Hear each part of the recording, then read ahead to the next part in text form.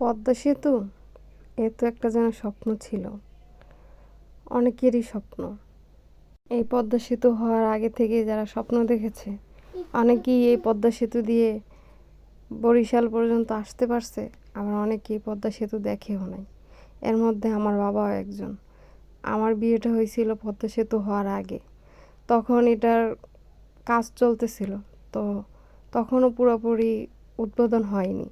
তো আমার আব্বু চেয়েছিল এই পদ্মা সেতু দিয়ে আমাদের বাড়ি আসবে, মানে আমার শ্বশুর বাড়ি। কিন্তু তার নসিবে এই পদ্মা সেতু দেখা হয়নি। সে এই পদ্মা সেতু উদ্বোধন হওয়ার আগেই পৃথিবী ছেড়ে চলে গেছে। এই পদ্মা সেতুতে ওঠা তার আর হয়নি। এখনও পদ্মা সেতুতে আসি আর বাবার কথা মনে করি, যে এই সেই পদ্মা সেতু যার স্বপ্ন আমার থেকে আমার বাবা বেশি দেখছে, যে মেয়ের বাড়ি আসবে, মেয়ের শ্বশুর বাড়ি এসে এই পদ্মা সেতুর দৃশ্যটা উপভোগ করবে, কিন্তু সে তা করতে পারেনি। সেই পদ্মা সেতু দেখতে পারেনি, তার দেখা হয়নি এই পদ্মা সেতু। কখনো কল্পনাও করি নাই যে এত কম সময় পদ্মা সেতু দিয়ে বরিশাল আসতে পারবো, দিনে আসতে পারবো বরিশাল। পদ্মা সেতু হওয়ার আগে পুরোটা দিন শুধু আশাই চলে যেত, আর যাইতে হলে আরও একদিনের প্রয়োজন। সব কিছুর জন্য আলহামদুলিল্লাহ।